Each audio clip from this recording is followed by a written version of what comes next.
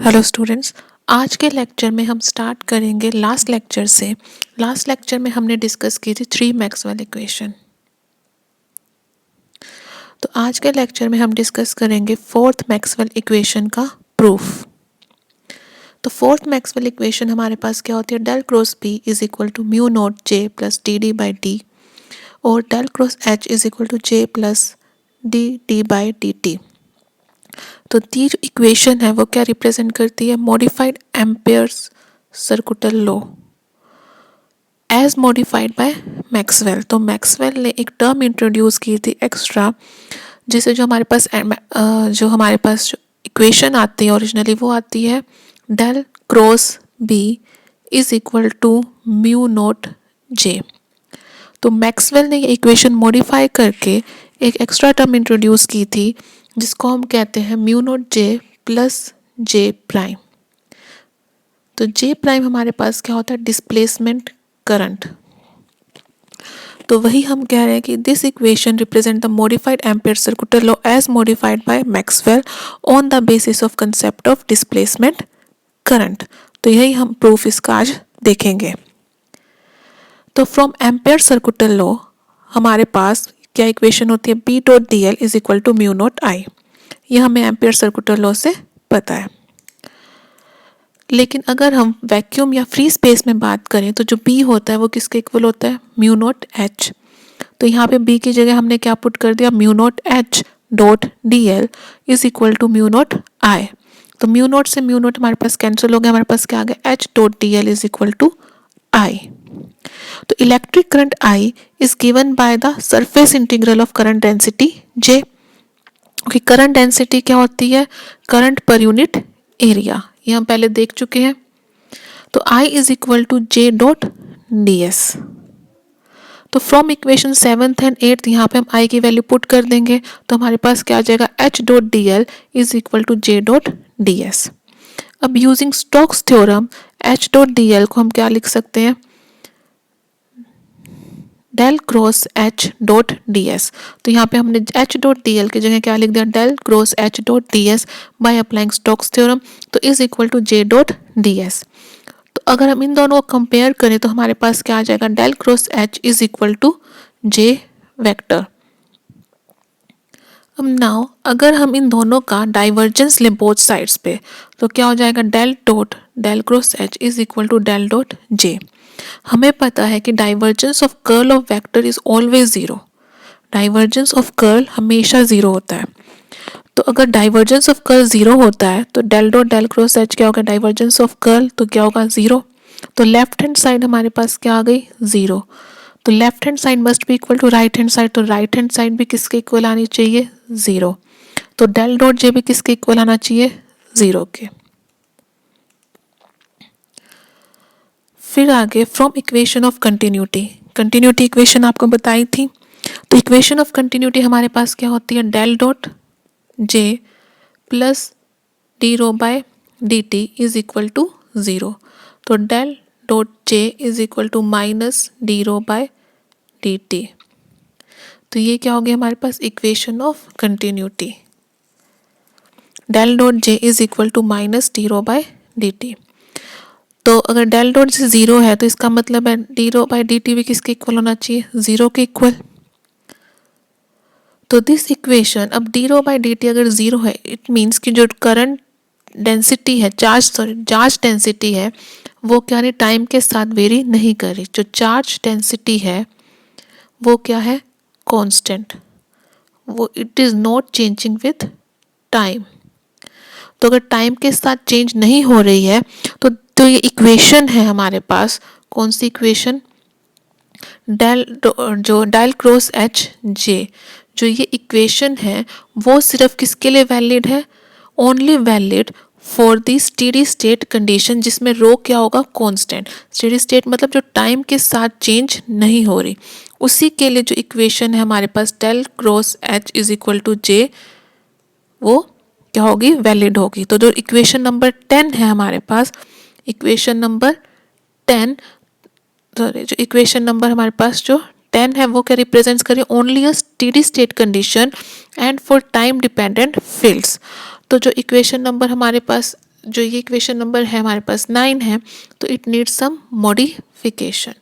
तो इसके लिए जो मैक्सवेल ने क्या सजेस्ट किया, Maxwell suggested that we add some vector j prime to RHS of equation 9। हमारे पास जो इक्वेशन नंबर 9 है del cross h is equal to j, इसके अंदर हम एक क्या करें, ऐड सम वेक्टर क्वांटिटी जिसको हमने बोल दिया j प्राइम, हम लोग इसके अंदर ऐड कर देते हैं टू मेक इट वैलिड, जो सबके लिए वैलिड हो। जब चार जो है वो स्टेडी होगा या वेरी कर रहा होगा टाइम के लिए, सबके लिए क्या हो, वैलिड रहे। तो फिर मैक्सवेल ने क्या किया, फिर से डाइवर्जेंस लिया कर, फिर से अगेन डाइवर्जेंस लिया दोनों साइड्स का, del dot del cross H is equal to del dot J plus del dot J prime. Again हमें पता है कि जो डाइवर्जेंस ऑफ कर्ल इज 0, तो लेफ्ट हैंड साइड किसके इक्वल आ गई, 0, तो राइट हैंड साइड भी किसके इक्वल आएगी, 0। तो del dot J plus del dot J prime is equal to 0। अब हमारे पास क्या आ गया, del dot J prime is equal to minus del dot J. अब डेल डॉट जे किसके इक्वल होता है, minus D rho by D T according to equation of continuity. तो del dot J prime is equal to minus minus D rho by D T. Clear. अब from differential form of goes law जो हमने first पढ़ा था Maxwell equation, और from differential form of goes law in dielectrics, किसकी बात करें हम, डाइलेक्ट्रिक्स, हमें पता है कि डेल डॉट डी किसके इक्वल होता है, रो, और जो डी होता है वो हमारे पास क्या होता है, electric displacement vector, and is related to free charges. Electric displacement सिर्फ फ्री चार्जेस की वजह से होता है। तो देयरफॉर इक्वेशन 12 बिकम्स, हमारे पास क्या हो जाती है, D rho by D T में हम क्या पुट कर देते हैं, डेल डॉट डी, और डेल डॉट जे प्राइम क्या हो जाएगा, डेल हम बाहर निकाल लिया, del dot D D by D T.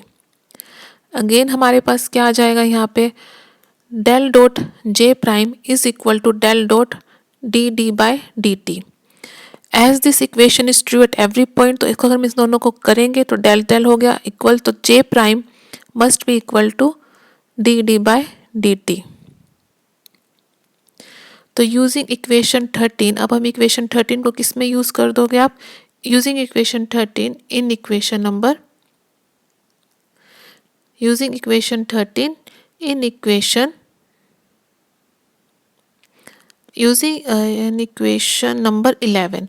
तो इस इक्वेशन में हम जे प्राइम की क्या कर देंगे, वैल्यू पुट कर देंगे using equation 13 in equation number 11। यहाँ पे जो जे प्राइम हमारे पास किसके इक्वल आया है, D D by D T, वो वैल्यू हम यहाँ पे पुट कर देंगे। तो using equation number 13 in equation number 11, तो हमारे पास क्या मिलेगा, del cross H is equal to J plus D D by D T, rate of change of displacement vector with respect to time. In free space और vacuum हमारे पास क्या होता है, B is equal to mu naught h, और D क्या होता है, एप्सिलॉन नोट ई।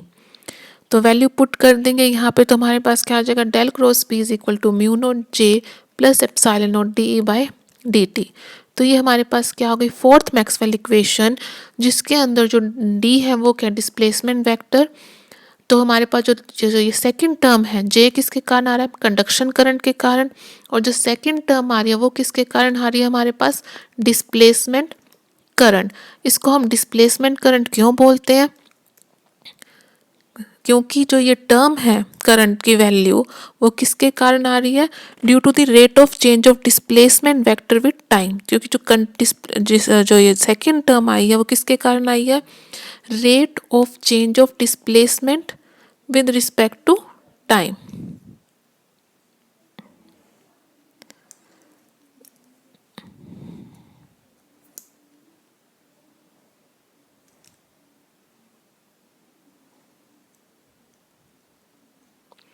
तो इसकी वजह से डिस्प्लेसमेंट वेक्टर के वेरिएशन के कारण ये टर्म आई है। तो जे प्राइम को हम क्या बोल देते हैं, डिस्प्लेसमेंट करंट डेंसिटी, और इसके जो कॉरेस्पॉन्डिंग करंट होगा उसको हम क्या बोल देंगे, डिस्प्लेसमेंट करंट।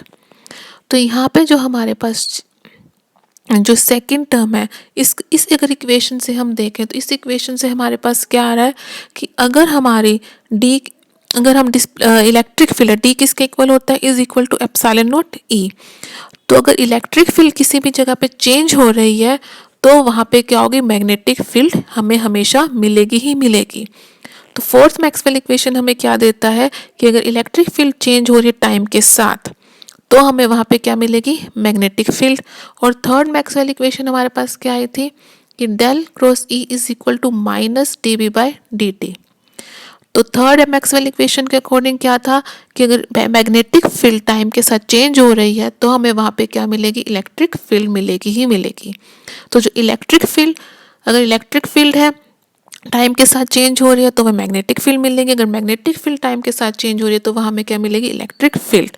तो electric field and magnetic field independent क्या है हमारे पास, इंटरडिपेंडेंट, मतलब जहाँ पे इलेक्ट्रिक फील्ड होगी वहाँ पे क्या होगी, मैग्नेटिक फील्ड होगी। तो ये थी हमारे पास 4 मैक्सवेल इक्वेशन। तो जो करंट डेंसिटी है जे प्राइम वो किसके कारण आ रही है, due to time variation of electric displacement D, and due to this reason हम उसको क्या कहते हैं, displacement current density, and the corresponding current को हम क्या कहते हैं, डिस्प्लेसमेंट करंट। क्लियर। अब नाउ अगेन हम लोग एक बार डिटेल में क्या पढ़ते हैं कि डिस्प्लेसमेंट करंट हमारे पास क्या है। Concept of displacement current permits us to retain the notation that current is continuous।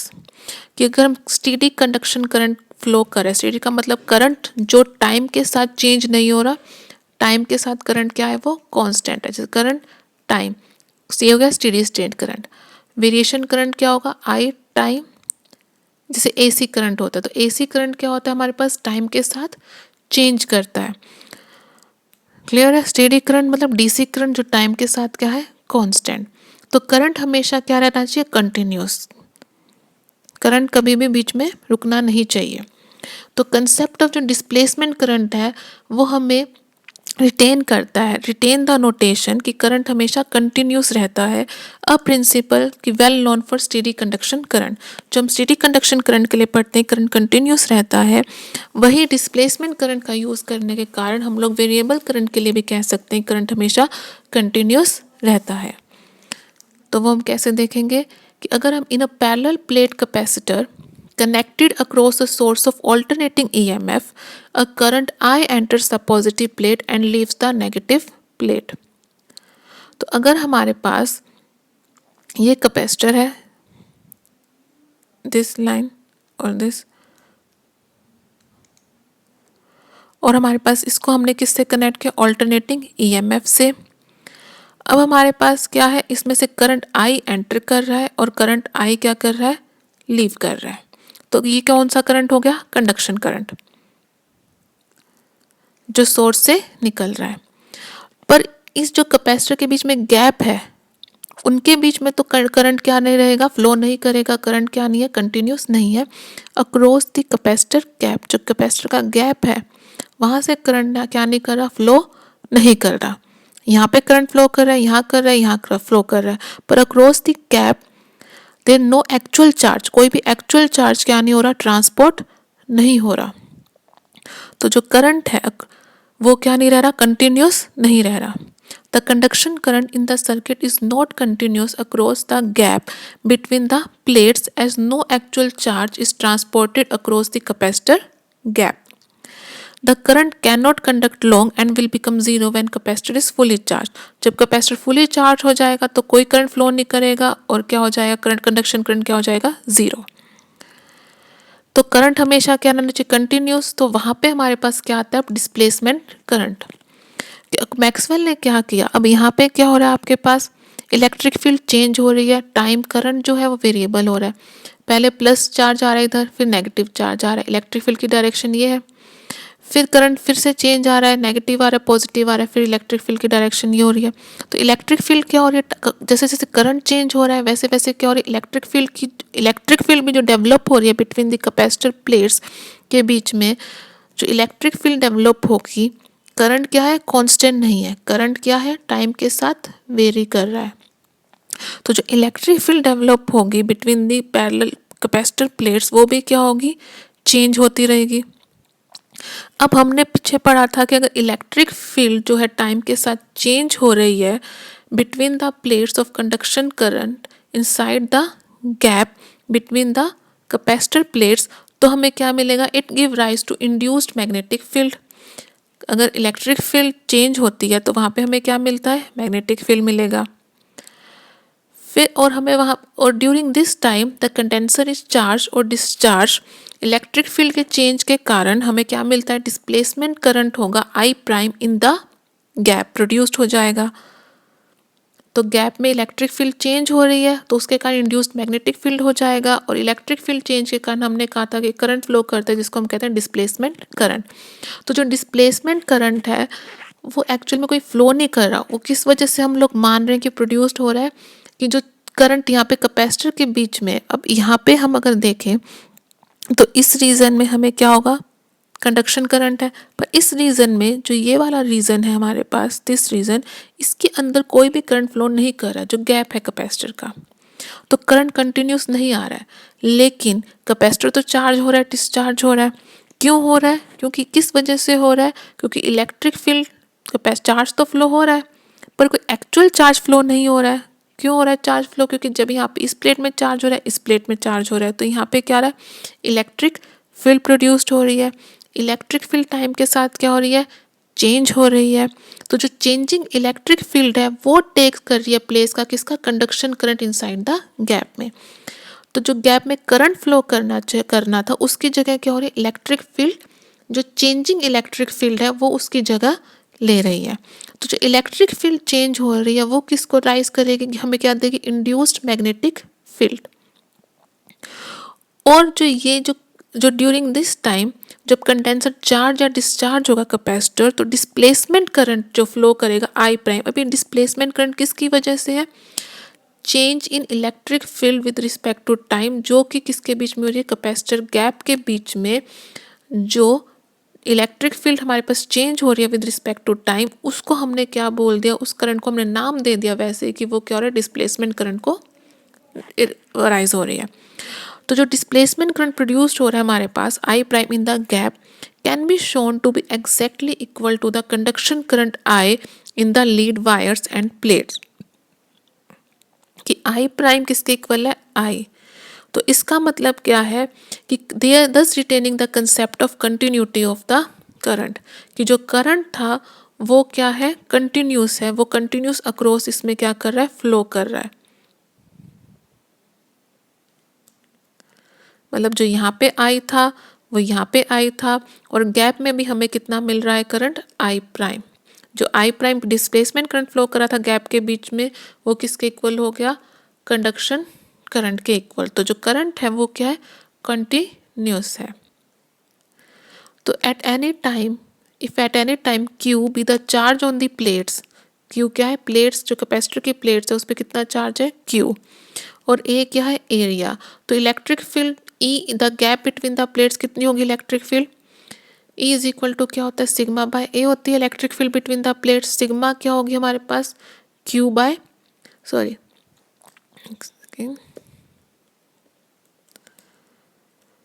Electric field produced between the capacitor plates कितने होते हैं हमारे पास, अगर सिग्मा सरफेस चार्ज डेंसिटी है तो E is equal to sigma by epsilon not.